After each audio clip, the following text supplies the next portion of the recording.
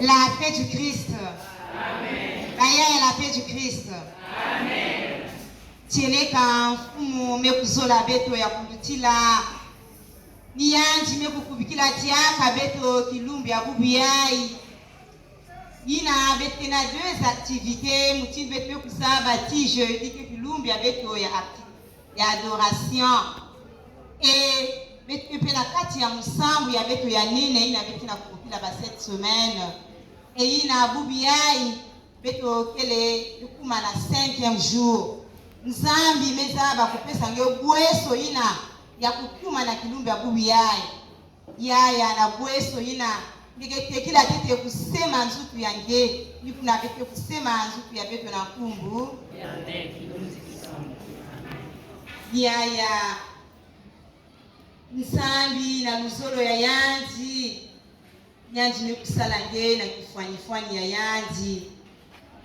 Menge muntu ngeme kukala ti. Yalungaka veti nzambi kusala nge na kifwani ya yanji. Yanji mekupesa nge liberté. Mekasi ngeme kunjima liberté ina ve. Na nyonso ina. Ngeme kuwatuka dimanche kubiyai. Ngeme kubakuswa wapi sika ina nge kele. Na mantwala ya nzambi yange. Yina na somene baki na kubila beto diambu ya jisumu. Lomba mulemvo. Na kisika ina ngemo singeme kuzaba. Yina amekuiza kutunga diaka kibaka. Na nge na nzambi yange. Yaya sambila lomba mulemvo.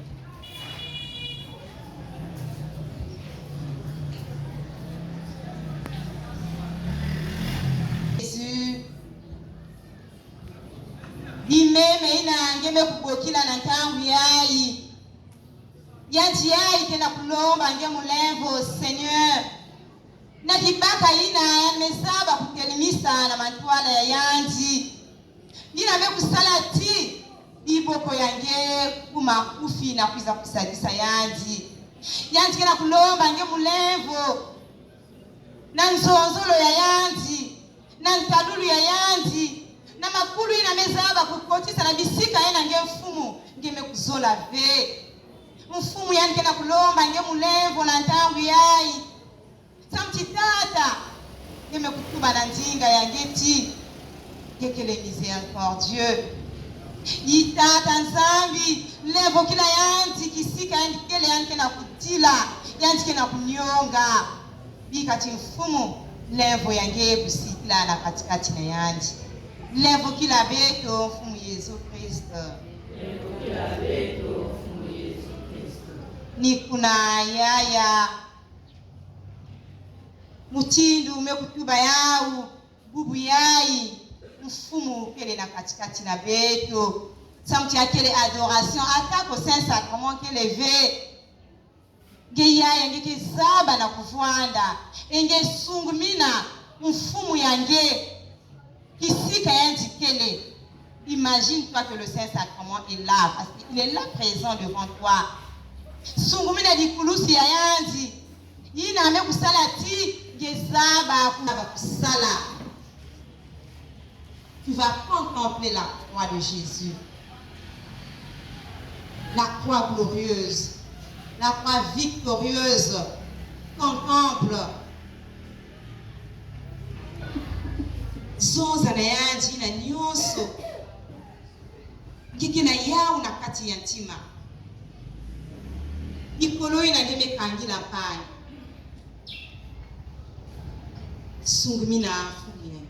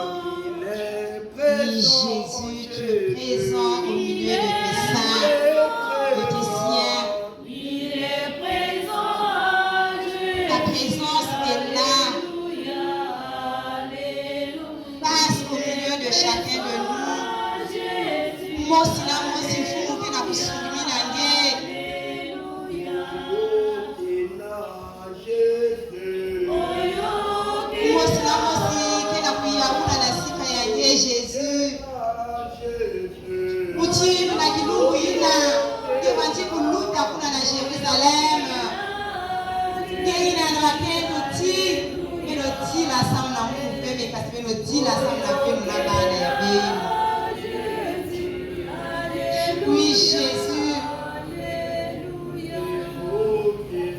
Que ta présence, maintenant que tu es en train de passer, nous donne le courage d'abandonner le mal.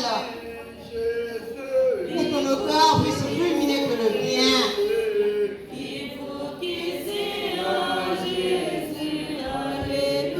Prends pitié de nous, Jésus.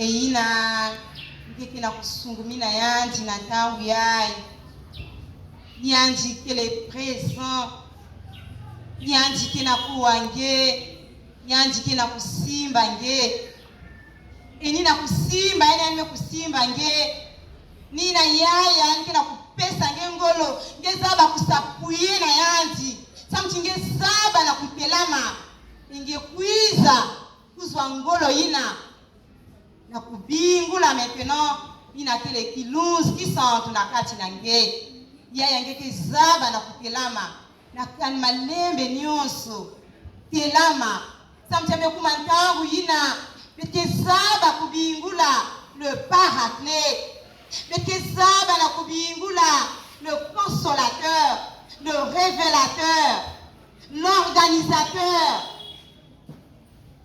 celui qui a tout. Il n'a qu'à disposer nyonso ngwilu ya makutu yange samtidisu ya kokila yai kuseshape na ngeve ni kuna yaya yeke telama na kizunu ina ngeme kutelama kana ngeme saba musambu fungula nzinga kana ngeme saba ya uve landa na manima eba yaya ya renouveau ina kele na ya u deja na dikoba betkezaba na kubingula yina kene kilunski santu na musambu ya renouveau yina yanji mosi mpeve ya longo upesaka kuiza yange kilunski santu na nzulu Finisa beto mulaku ya nsemo yange kuiza yange tata ya bawelo kuiza yange mukepesaka nkabu nyonso ya Nzambi kuiza yange seneza ya batima ya beto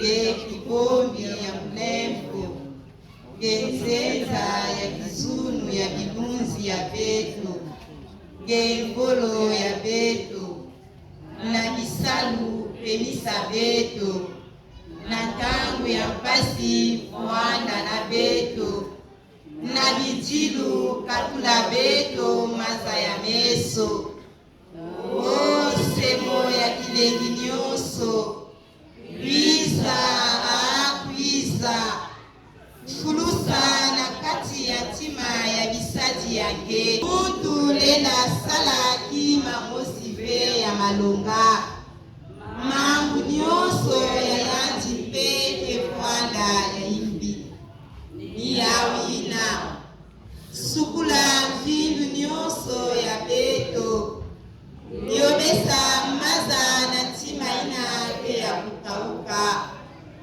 elosa ntima ina ya kulwala lebesa ntima ina pe ngolo mutindu matati pesa tia na ntima ina pe na matiti sala silili bima ina pe ya kukondama pesa na bisadi yange ina beto ntiakulu ya mbote vukisa beto na ntangu ya lufwa pesa beto kilengi ya seko amen haleluya fijisa beto kilunzi yange samuna bima nyonso kuvwanda diaka moyo eke balula mbunzu nyonso ya toto beto sambi na nzambi nzambi ya mpungu na ngolo ya nsima ya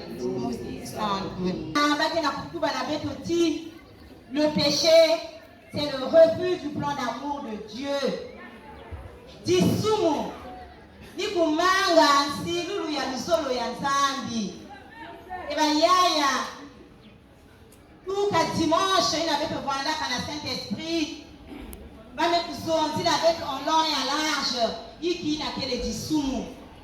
Lundi na beto me kukuma awa.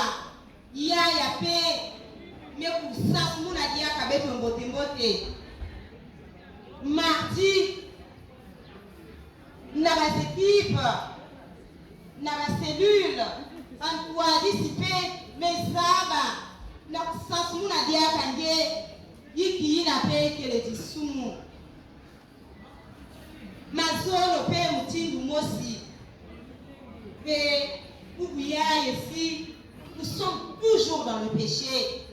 Et na bayaya vandaka na Philadelphie, donc na équipe de vie à Philadelphie, na tele awa na paroisse. Yaya telamaka pe zonzaka na betoti na kutala ko 25e semaine. Mais yai ngebe kuzwa bweso ina babe kutula déjà yao. Miroir de la 2e semaine. Pour que tu te mires et que kusaba yiki na kele disumu e yaya zonzaka ti yame kulunga mbote mbote nge kukangi mbote mbote ina kele ba sous terre méditer mbote parole ba kuswa yiki yake na kuzonza samu na nge kusaba yiki ya kusala ina mettre na kubasika samedi que tu prennes la résolution de savoir quelle est la gravité du péché, de prendre conscience en soi, de savoir la gravité du péché, qui vraiment dit sous que ça là kana kati nange. De kubaku soit corruption inange de kubuabana na kati ya inzayai. Quelle est la résolution à prendre? Nge kuzaba, nge ina fumu me ku créer inzayandi, mais toi aussi tu crées encore d'autres derrière la 2e semaine. Nge zaba déjà pour préparer un timayangé. ni kuna yaya ndike telama na kizunu nyonso na ntambila ba yaya ina kunatina beto nzimbo na kuprepare yaya ina masiku isa kutiki la beto na disu yaya ina kena kutuba ngena souter un peu le salaire du péché c'est la mort. Yaya, ne sois pas distrait, écoute ce que le Seigneur a à te dire pour que cette semaine ne soit pas une semaine perdue, car c'est la semaine clé. Quand on a pour rater semaine yaya qui va en face, alors sois concentré. Mais tu écoutes là manakizu.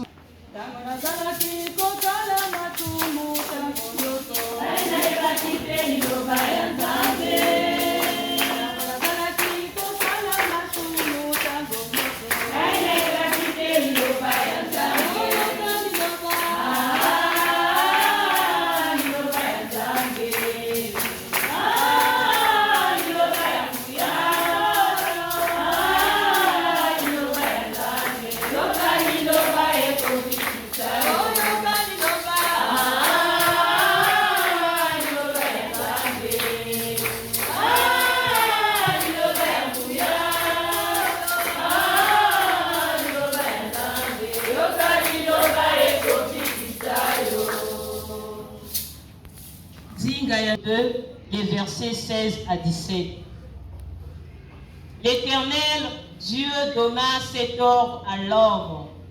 Tu pourras manger tous les arbres du jardin, mais tu ne mangeras pas de l'arbre de la connaissance du bien et du mal, car le jour où tu en mangeras, tu mourras.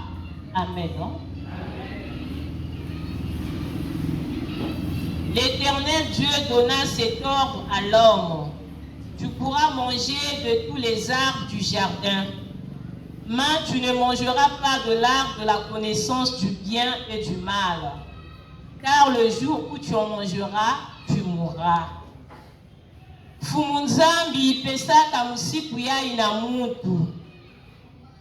Ngelemba kudia baiti nyonso inake na kati ya bilanga. Kasi na ina amekutadila iti ya luzabu ya mambu ya mbote na ya imbi ngelemba kudia ya uve. Kilumbu ina ngeke kudia ya u ngeke kufua.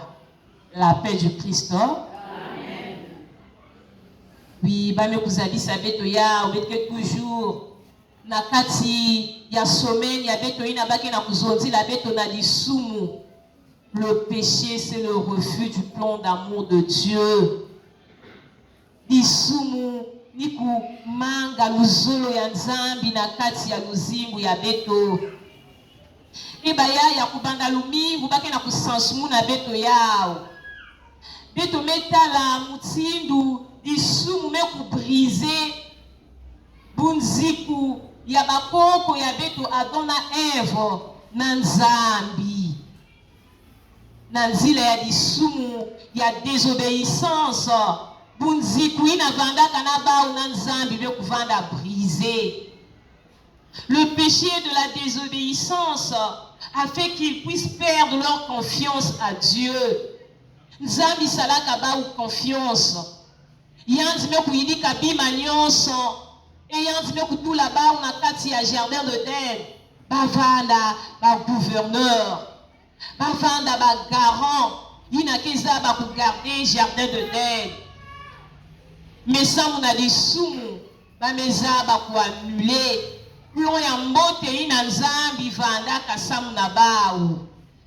Samuna des sumu, ba meza ba ku perdre richesse nyonso ina vanda ka à leur disposition. Ba me ku mbisa ya ou ba yaya.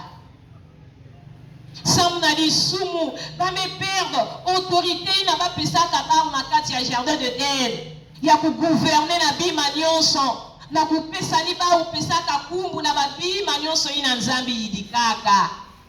Ça veut dire qu'il y a une pesaka ba ou confiance ya kulutila mais kasi na nzile ya di sumu ba me kuiza perdre confiance ina inza ina nzambi me kuyidika na maboko ya yanzi me kutala ti ya vandaka œuvre ya mbote me kasi bubu yai beto lemba tala ti ya me kuma pie samu na beto ba chrétien samu ti beto me kukuma exposer na matwala ya tentation inake na kubuisa beto na disumu à cause de ces convoitises. Et ba convoitise ni beto ba tumutin ba tubilaka beto ya où le monde crée. Mais qui crée dans le monde? Ni beto nange ba yaya. Nzambi me yidika inza ya yanzi. Kasi beto nange beto ke na ku créer diaka ya beto. Yina ke na kubuisa beto na kati ya disumu. Yina ke na kukotisa beto na kati ya disumu. Mezaba kukorompo tima ya muntu na toto. Tima ya muntu me kufuluka na kati ya méchanceté. E yina nzambi me kutala ke tima ya muntu me kufuluka na kati ya méchanceté. Na kati ya kusadila mambo ya imbi. Nzambi me kufuema. Yanzi me kunyonga. Yina samu na yiki yanzi kuidikaka muntu. Samu tipoya yanzi. Poya luzolo ya nzambi na muntu. Ya vandaka veti. Yanzi kuse comporter. Mutindu ine vali kutadila yao. E yina muntu me konta na kati ya disumu. Na kati ya kusadila mambo mingi ya imbi. Nzambi me kufuema. Nzambi me kunyonga. Il regrette d'avoir créé l'homme. Kati ya tima ya muntu mambo ya imbi me kufuluka. Bisumeza ba kukorompe tima ya muntu.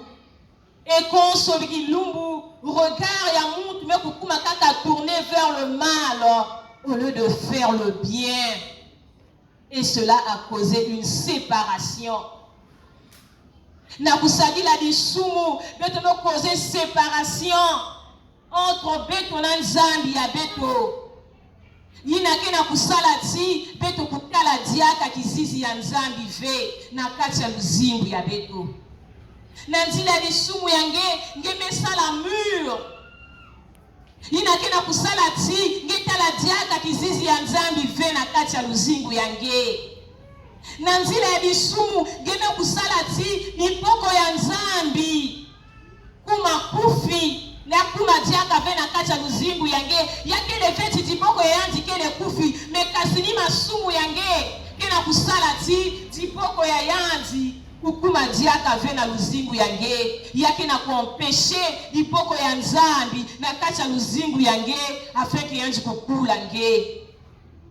Kaka nini sumu yango mpe kena kusala ti makutu ya nzambi kukuma bungolo ya kufuwa masumu yange kena kusala ti nzambi kuwa diaka bisambu yange ve. Et pourtant makutu ya yanzi kele ya kufuwa ve yake toujours mwasi. Mais à cause ya masumu yange yaya nina kena kusala ti nzambi kuwa diaka nge ve. Lisumu mekuiza kusala séparation entre nzambi ya beto na beto ni na batu bilaka beto mazono ti. La main de Dieu n'est pas si courte pour nous sauver, ni ses oreilles ne sont pas si dures pour nous entendre. Mais yakele ni masumu ya beto bayaya kena kusala ti dipoko ya nzambi kukuma ve na kati ya luzimbu ya beto na kukula beto. Yake ni masumu ya beto kena kusala ti nzambi kuwa diaka bisambu ya beto ve. Yake ni masumu ya beto kena kusala ti beto kutala diaka kizizi ya nzambi ve na kati ya luzimbu ya beto. Baya ya nzinga ya nzambi ya mazono me kubabisa tima ya munu. C'est que j'ai l'habitude d'entendre cette parole, mais Amazon ya kuvandaka différent. Si betonyon sobayaya le baku so mbote nzinga ina batu bilaka beto mazono yakele na muntu mosi diaka ve le baku sumuka. La paix du Christ.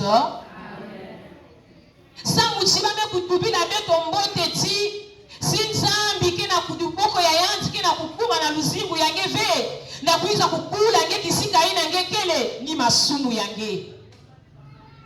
Si bisambu yange ina nge kena kusala Constantangu, nge mesala trentaine à Saint-Michel, nge mesala neuvaine, nge mesala trentaine à suffrage, nge me bubuya nge me konta na kati ya cette semaine. Nzambi kena kuwa bisambu yange ve ni masumu yange. kususa kutala kizizi ya Yesu ngeke na kutala ya uve ni masumu yange bayaya sipe tulema batu sambote mbote nzinga yai vula na beto batke na kulanda musambu yai ata mutu mosi jaka zula kusumuka ve sa mutina tangu ina ngeke susa kusumuka ngeke bambuka moyo ti gina muke na kusumuka ça veut dire diboko ya Nzambi lemba kuma jaka na lusimbu ya muve ina muke na kusala lisumu muke tala jaka kizizi ya Nzambi na lusimbu ya muve ina muke na kusala lisumu bisambu ya munu Nzambi ke kuwa jaka ya uve beto nyonso bayaya ka ata mutu mosi zola kuvutuka jaka malima ve zola kukotusa jaka na kati ya lisumu ve kutambula sa muti Nzambi ke na kutuma na beto ti tu n'écoutes pas la prière d'un pécheur tant qu'il ne se convertit pas. Nzambi ke kuwaka bisambu ya musumuku fait tant que kuviluka ve alors ngeyaya ngeyina peut-être me vanda na kati ya lisumu mais ina ngeke na kutambula bandongo solo ya kubanda dimanche na baba bandaka kuzonzila beto ina metadi na lisumu tina kilumbu ya mazogo ina wamekuiza tuba diaka na ngeti bame kupesa nge secret ti Nzambi ke na kuwa ngeve ni masumu yange singeke na kutala kizizi ya yandi ve ni masumu yange. Alors yake bongati mosi na beto fana kubaka mukanu na kukatuka na lisumu na kusadila mbote afin que kizizi ya Nzambi konsotangu kuvanda na kati ya luzimu ya beto afin que bisambu ya beto konsotangu kukumaka na sika ya Yesu afin que dipoko ya yandi konsotangu ya zaba na kukula beto sa muchibantangu nyonso ina bete kusumukaka bete kusalaka mur entre beto na Nzambi ya beto mutindu babandaka kuzalisa beto yao ekulu mingu kena ntangu ina bete na kusala lisumu konso kilumbu ngeke na kusumuka yake na kukuma mutindu kisalu ina ngeke na kusala tous les jours et nous savons bien que les yaya chaque travail mérite un salaire. Et singeke le mulongo singeke les enseignants ou enseignantes ina ngeke kusala na la fin du mois ngeke recevoir salaire yange singeke les maçons ina ngeke mezo chantier ngeke tunga inzo na la fin ngeke recevoir salaire yange. Et pour le péché bayaya bake na kutubila beto na kokila yai son salaire c'est la mort. Sa muna lisumu ifuti ya yanzi ni lufua mutimba metubila beto ya una sous terme ya kokila yai que le salaire du péché c'est la mort.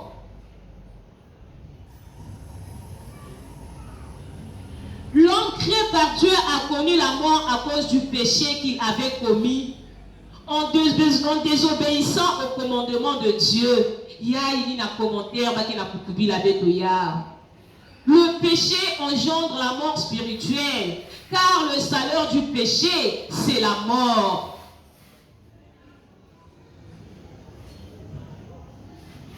Mutu ina Nzambi mekuyidika. Yanzi mekukotisa lisumu na kati ya luzingu ya yanzi. Yanzi mekukotisa lufua na kati ya luzingu ya yanzi na nzila ya lisumu. Disumu kala mutindu lufua mekukota na iza. Eni na beki na kusubir bayaya jusqu'aujourd'hui. Bana ya fioti ke kufua ya kukula ke kufua. Biboba ke kufua. Samuti ni lisumu salaka tilufua. Burumokota na iza. Nina ina na kati ya nzinga ya Nzambi amekutuba na beto ti. L'Éternel Dieu donna cet ordre à l'homme. Tu pourras manger tous les arbres du jardin. Nzambi mekupesa musiku yai na muntu ti. Gele bakuja yenge bayiti nyonso inake na kati ya bilanga après avoir créé toute chose. Yanzi mekutula muntu na kati ya bilanga mutindu gérant. Eli kunenge na kupesa yanzi musiku yai ti. kupesa nge muswa ya kutia mbuma ya iti nyonso inake na kati ya bilanga mekasi na kutadila iti ya luzabu ya mambu ya mbote na ya imbi gele makutia ya uve ilumbu ina ngeke kutia ya ngeke kufua la paix du Christ. Amen. Ina ni nzambi kina kutuba na muntu ineme kuyidika ineme kutula na kati ya jardin de terre ineme kupesa autorité ya kugouverner na bima nyonso ina kasi ineme kupesa yanzi kaka musiku kaka mosi. Mais non seulement que l'homme était divinement averti par Dieu, il a voulu écouter la voix du Créateur que d'obéir au commandement de Dieu. Yanzi mezo la kuwa disu ya kima ina nzambi ne kuyidika ole yanzi kutumamana na musiku ina ime kupesa yanzi ena tangu ina yanzi memanga na kutumamana na musiku yango ya mezaba kunata lufua na kati ya luzingu ya yanzi ni kuna bayaya lufua mekukota na kongo ya kutumamana ina makoko ya beto Adam et Ève kusalaka. Mais yaya ce soir ne te dis pas que le péché de la désobéissance kaka ni bisumu ina ke kunataka lufua na kati ya luzingu ya tubabe na beto ti le salaire du péché de la désobéissance c'est la mort. Le salaire du péché c'est la mort. Donc quand on dit sumu ina bete kusalaka bayaya il faut dire yanzi dulufua. D'ailleurs baki tukubaka na betoti bisumu ya fioti keleve ya nene keleve nyonso kele disumu. Donc kaka disumu ya désobéissance ve les ma entraîner lufua na kati ya luzimbu ya beto. Mais nyonso ina beto zaba kele masumu. Ina bete kusadilaka ya le manaka lufua. Yaki unaka lufua na kati ya luzimbu ya beto. Dans le décalogue, baki na kutuba na beto ti tu ne mentiras pas. Sumu ya luvunu. Beto ma kutala ya na kati ya livre ya Actes des Apôtres, les Actes des Apôtres, le chapitre 5. La solidarité des chrétiens. Nantangu ina ba chrétiens nyonso bali kuzikila na kati ya kinkwadi. Bafani kufukisa bima nyonso ina kina bivua make kutekisa yanzi me kunata na bazapotre bame kufukisa pe bame kabula beno nyonso ke buzwa mutindu sumu ya luvunu me entraîner couple yai na lufua Ananias na Safira baina na manina kutekisa bivua ya bau bame kutala ti beto ke pesa bibongo nyonso ve beto bumba bongo ndambu beto lakisa kaka bongo ndambu. Peut-être c'était dit on a que attends mutu kile awa kaka beto mosi zaba prina beto tekisa bivwama ya beto bake kuzaba ve yina nini na beto kupesa ba peut-être nini abazunzaka na kati na bao. Mais nantangu yina bamekuiza na mantwala ya bazapotre bamekuiza na mantwala ya Pierre tete bakala na kuiza pesa mbongo ina Pierre mekubaku swati iluti kisantu mekurevele yandi ti mutu ya ike na kuvuna kaka ni mbongo ya ive mekutekisa papie ina Pierre mekutuba na yandi ti samu na iki diabulu anime tima yange na kuvuna peve ya longo eba yaya itoko yayi kufuaka. 3 heures après ina kento yandi Safira peke na kukuiza c'est la même chose yanti me kuyufula yanzi kuvu est-ce que tieli kanina mbongo yayi meme texila papie ya beno yanzi peme kunzima. Alors bayaya kuvandaka kiadi samu na couple ya ba nyonso zole kufuaka samu na disumu ya luvunu le mensonge ya me kusala ti Safira na Ananias kufua bakubika inza yayi Et il se disait que peut-être na kuvuna kaka ni bas apôtres. Mais Pierre me kutuba na bao ni peut-être venge keke na kuvuna kasi keke na kuvuna ni zambi yange. Alors yaya toi aussi. Bantangu nyonso ina ngeke vuna kampangi yange. Ne te dis pas que ni yanzi ngeke na kuvuna kasi ngeke na kuvuna ni zambi yange ina kele na zulu. La paix du Christ. Amen. Oui. Yaya. Nakokila yaya ngele bakutuba ti. Munu simuke muntu ya luvunu depuis na mubanaka luvunu. Muke na kufu ave muke toujours moyo. Oui. Mutidu yaya me kutubila beto yao. Disumu kaka mort physique veye kunatake kunadeke kunatinaka beto. Mais il engendre aussi la mort spirituelle. Ngeke na kutala tingeke na kusingila. Ngeke lenge vivant. Mais mambu mingi mekufuaka na kati ya luzibu yange. Makwele yange kele ya kufua. Commerce yange kele ya kufua. Nyonso ina ngeke na kusala ke na kukwenda na matwala vesa muti kele ya kufua. Eyiki mekufua yao. Ni disumu. Mais pour engendrer la mort spirituelle na kati ya luzibu yange. Samuna Ananias na Safira, ya vandaka directement mort physique directement ba me kufua, ba me concevoir ba. Mais kasi nangena munu yaya, beto batkele ya kutelama, sache que toi aussi quelque part tu es mort spirituellement. Yina mbungu yake na kusimba ve, yake kwa yake telama yake kwa. Yina pe kele lufua. Ça vous dit qu'il n'a pas permettre de survivre. Mais si il y a quelqu'un qui a un laver, est-ce qu'il y a une heureuse dans le la paix de Christ? Amen. Il y a quelqu'un qui salue. Il y a les chefs de famille. Il y a les responsabilités dans le toile. Il y a quelqu'un qui a ma bana. Mais il y a quelqu'un qui salue. Il y a quelqu'un qui sauce. Il y a quelqu'un qui sauce. Il y a quelqu'un qui sauce pour débrouiller. Il y a quelqu'un qui simba. Tu es mort spirituellement. Makwele yangi kile ya kufua. Nyonso ina ngiki na kusala kaka ba problème konso kangu kizunu ikeleve na kati ya babana na kati ya kisielo yange. Yaya ina pe téléforme ya lufua ina ngena kwenda nata sans le savoir. Mais na kokila ya nzambi ke na kuzabisa nge yao. Ya uve Buzibu ya ngekele ya kufua quelque part déjà. Ça vous dit fécondité yange kele ya kufua ngeke na kuputa ve. Et de ce côté-là, tu es mort spirituellement.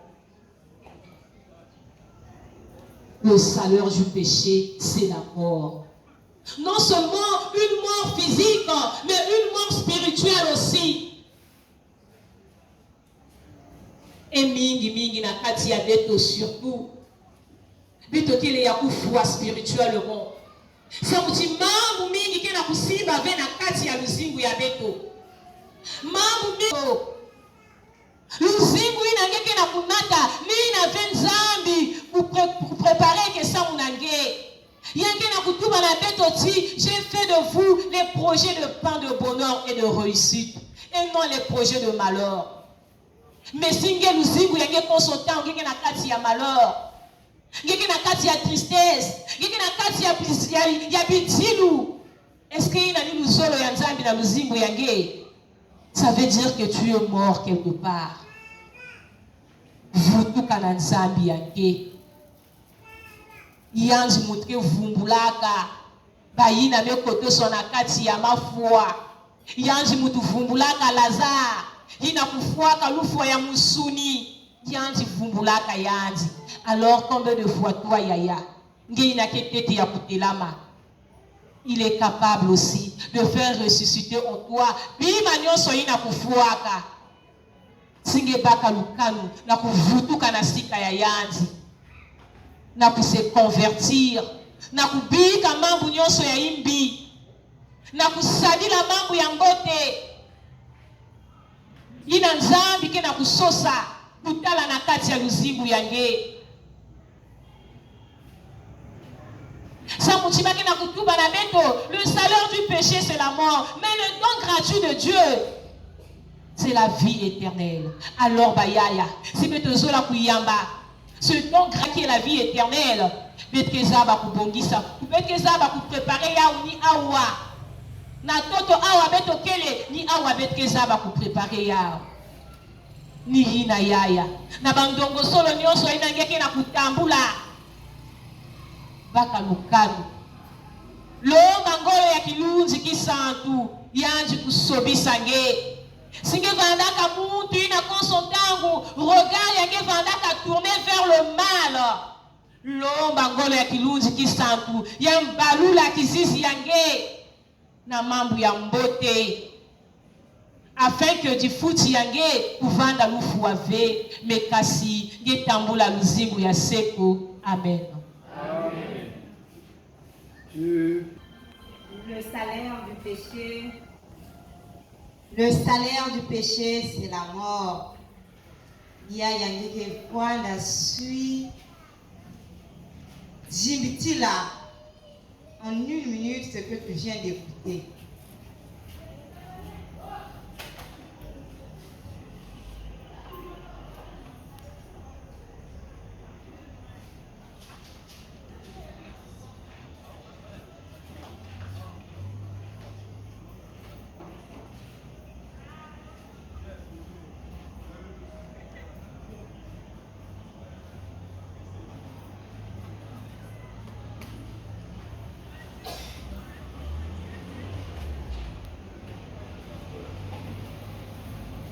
Amen. Ya ina ngeme kota na njibutudu. Ngeme pour. C'est entre toi et ton Dieu. Mutili mwana kuzonza na ntonono. C'est la semaine capitale. Alors yaya. Ngeke vena satu ya kuzaba nani ina kele pene nange. Ngeke vena satu ya kuzaba iki yanjike kuzonza na manima ya kisambu yange. Parce que c'est maintenant entre toi et ton Dieu. Ngeke kutelama. Yaya beto nwani neno msambu. Ça là, c'est comme si tu es en équipe. Parce que ce sont les 7 semaines. Vous bien qu'il y a adoration, mais nous faisons ça quand début, tu mets qu'il y a deux activités. Alors, ça là, tu es dans la cellule, noyé na ina kele. Zonza yange après, nous sommes yange après exhortation. Ne regarde pas ton fils, je ne sais pas qui, mais c'est entre toi et ton Dieu. Qu'est-ce qui a causé ce mur-là? Yiki kena kusana tiliboko ya nzambi vwanda kufi. Ngeme kuzaba ikiina. Me kusala tingetambu na mfuturu yai. Ina tele la mort spirituelle que tu es en train de subir. Alors yaya, lève-toi. Nangu na ntinga yange. Sambila. Si nous lèvons ngeke kulomba, puisque c'est le péché, je pense que ce n'est que demander encore pardon au Seigneur. Lomba mulevo. Na diambu ina ngeme kuzaba tiniki kwaku. Mais c'est entre toi et ton Dieu.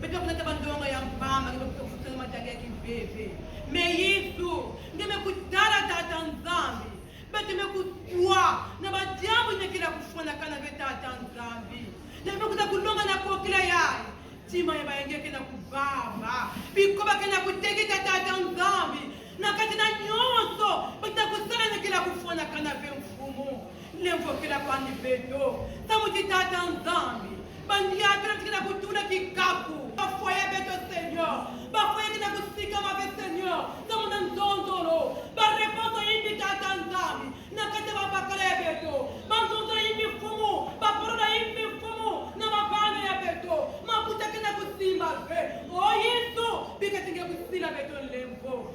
Sina beto lembo tata nzambi. Sina beto lembo. Na ina beta kusala ntangu nyoso. Bata kupata kile jamu ya mbate. O Yesu, isala mkuzola lufunu. Ame kufuka. O nzambi. Sina munu lembo. Sina mayenge lembo. Na kwa kila yayi. Samu tata nzambi. Batima beta kina kubaba. Batima beta kina kubaba. Na katina jamu yayi. Tata lembo dange. Lembo kela. Lembo kela. Samu Seigneur. Na kulaba.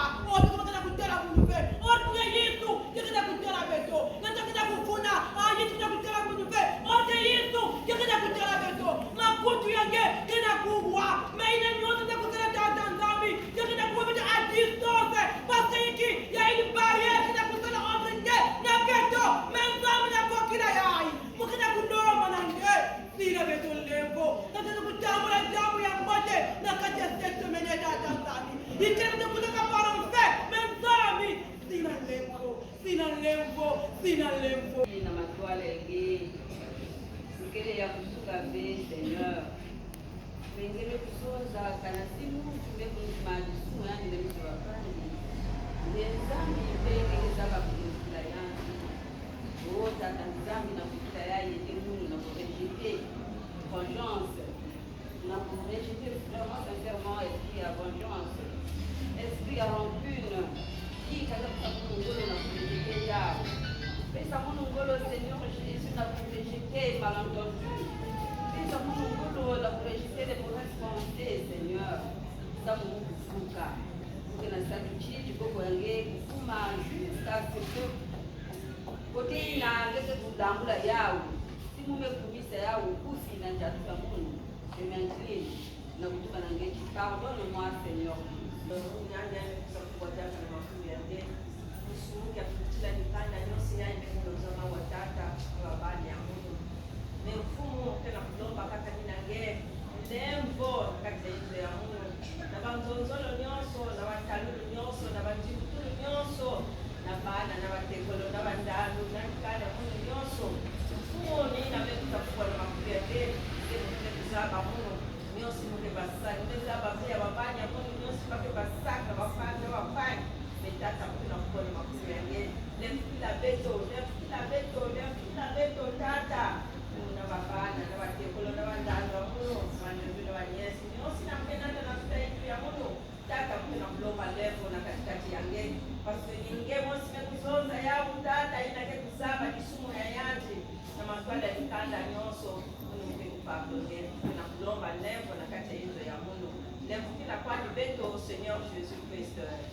L'invoquer la pointe du beto, Seigneur Jésus. L'invoquer la pointe du konga, l'ikanda yai, Seigneur. Oui, Jésus. Mosi na mosi mekuiza. Kundima, pour avouer, Seigneur.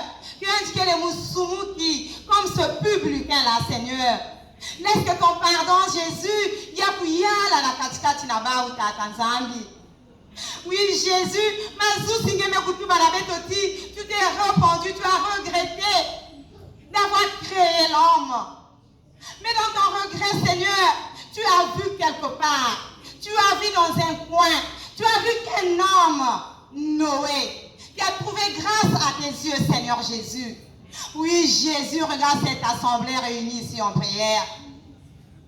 Oui, Jésus, Seigneur, Noé. Il avait trouvé déjà grâce dans mes Jésus. Je te bénis, je te rends grâce. Parce que tu es un Dieu qui pardonne. Voilà pourquoi Noé avait trouvé cette grâce-là. Et en cette assemblée de prière, il y a des Noé Jésus et des Noélines qui viennent de trouver cette grâce-là, Seigneur. Je te bénis, je te rends grâce. Parce que tu es un Dieu lent à la colère, mais riche en bonté. Laisse que ta bonté, Seigneur, c'est quand na kati ya bana nyonso ya ile kufukana awa. Matondo na nge, Seigneur Jésus, na bulemfu ya nge. Nabelela nzambe nanga, nabelela nzambe na mawae, nabelela nzambe nanga, kino akoya nolanga belela ye belela zambe nanga belela zambe nanga wa belela zambe nanga kino akoya nolanga. L'homme créé par Dieu a connu la mort en désobéissant au commandement de Dieu. Oui, Seigneur Jésus. Muntu ina amekutambula lufua na manima ya kutuma mama ve Jésus ni munu yai na mpangi ya munu ina amekutelama na tangu yai tata nzambi mukena kubondila nge mfumu na kokila yai na kuzaba Jésus kwisa kulevo kila mosi na mosi na nzonzolo ya munu ya itele ya kusunga mave. Jésus kwa son tangu nyonso ina mufantime ku désobéir na parole ya mama, ya tata, ya mama nkasi, ya kisielo ya munu Jésus. Mukena kulomba nge mulemvo Seigneur. Ndinga kangena Ephésiens 16:6 mekutubati. Femmes, soumettez-vous à vos maris. Marie, aimez vos femmes comme le Christ a aimé l'Église. Mais moi, aujourd'hui, Jésus, je suis incapable d'aimer ma femme. Je suis incapable d'être soumise à mon mari. Voilà pourquoi, Seigneur, la mort spirituelle est là. Rien ne marche dans mon foyer. Mais encore qu'il ait été ensemble. Mukena kubondila ngefumu ngezaba kusila levo samtidi siku ya munu tambula ina tele kuweso ina tambulaka noe. Oui Jésus ngebe kutubadiaka na kati na munu tata nzambi ti lufunu mutindo Ananias na Sapphira. Jésus aujourd'hui ces personnes-là réunies ici sont morts spirituellement. C'est parce qu'ils t'ont menti, Seigneur. Mon premier salaire, je viendrai te le donner. Et chaque mois, je te donnerai ma dîme. Mais ils ne le réalisent pas. Voilà pourquoi, Seigneur, ta main devient courte pour sauver cette personne-là. Jésus, l'autre te dit, Seigneur,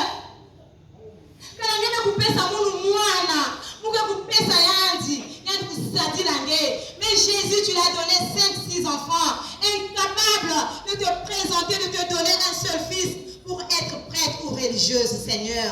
Il t'a menti, elle t'a menti, elle te demande pardon. Oui, Jésus.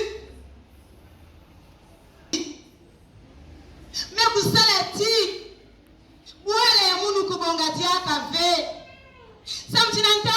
Jésus, nous avons un recouvrement de la mairie. Mbongo kena kota kaka na poche ya munu mosi. Na la mairie mkena kwenda kubika ndambu. Mais pendant ce temps, Seigneur, les routes kena kubeba. C'est ma faute, Jésus. Je te demande pardon. Oui, Seigneur Jésus. Yaka kena kutuba na ngeti.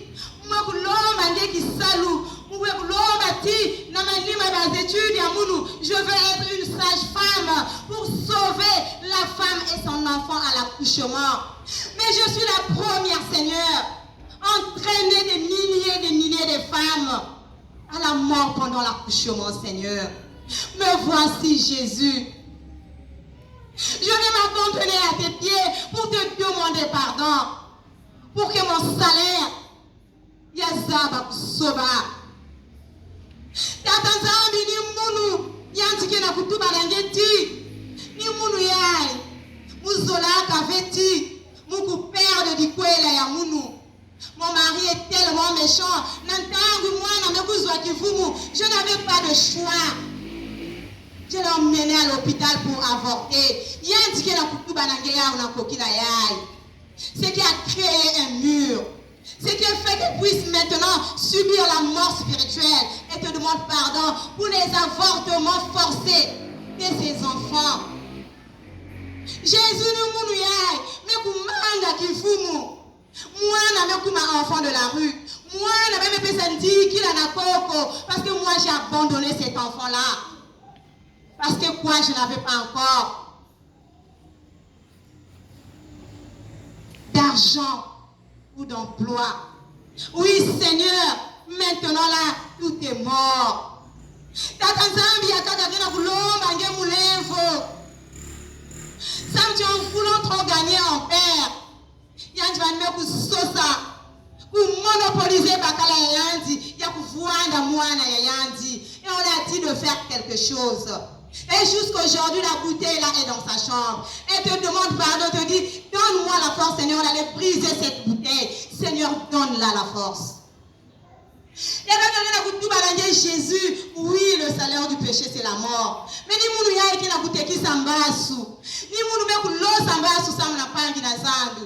Ni munu ya itata zambi me kutuba fausseté pour que mon ami, mon collègue soit mis dehors. Là qui salue Jésus, je suis là, je te demande pardon. À la place de la mort, donne-moi la vie, car tu es la vie, tu es la vérité, le chemin. Tu es la lumière. Jésus, j'ai longtemps erré dans les ténèbres. Maintenant, avec cette parole, je vais vivre dans la lumière puisque toi, tu es lumière. Elle est là, il est là en train de te le dire, Seigneur. Pardonne. Pardonne. Pardonne. Oui, Jésus, pour notre beau pays, le Congo. Nous te demandons pardon, Seigneur. Nous te demandons pardon, Seigneur. Parce qu'au fond de Raphaël, il y a encore des pleurs, des âmes de plus. Je te demande pardon, Seigneur, pour nos prêtres, pour nos évêques, pour les religieux et les religieuses qui ont prêté serment dans leur sacerdoce de te servir dans la chasteté. Mais Jésus, Boubouyaï,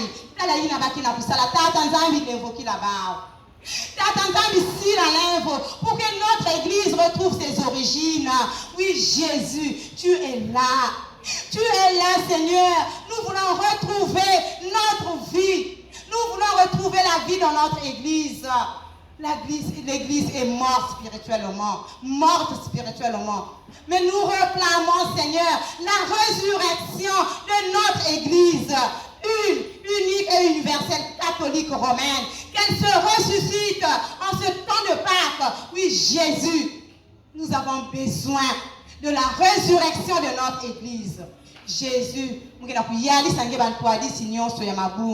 jeunes, adultes, mouvement et service, pardonne toute faute, pardonne toute iniquité pour que Jésus, que ta résurrection ramène, Seigneur, la vie dans notre église. Pour que nous voulons te dire, gloire et louange à toi, Seigneur Jésus-Christ. Notre Père qui es aux cieux. Que ton nom soit sanctifié, que ton règne vienne, que ta volonté soit faite sur la terre comme au ciel. Donne-nous aujourd'hui notre pain de ce jour. Pardonne-nous nos offenses, comme nous pardonnons aussi à ceux qui nous ont offensés. Et ne nous laisse pas entrer en tentation, mais délivre-nous du mal. Je vous salue, Marie. Pleine de grâce, le Seigneur est avec vous. Vous êtes bénie entre toutes les femmes, et Jésus, le fruit de vos entrailles, est béni. Sainte Marie, Mère de Dieu, priez pour nous pauvres pécheurs, maintenant et à l'heure de notre mort. Amen. Amen. Amen. Natonzi yokolo, Alléluia, natonzi yokolo, Amen, Amen. Natonzi yokolo, Alléluia, natonzi yokolo, Amen, Amen. Natonzi yokolo, Namasodo sali, natonzi yokolo, Amen, Amen. Natonzi yokolo, Alléluia, natonzi yokolo. Yesu azali nani,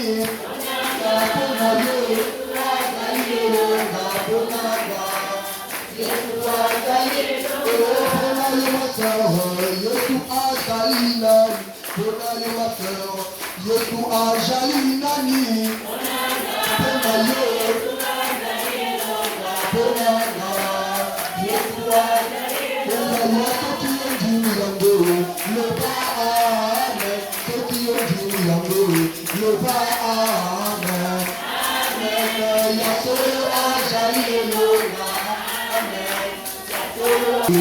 pas amen, ceux qui ont dit le pas amen. Amen, amen,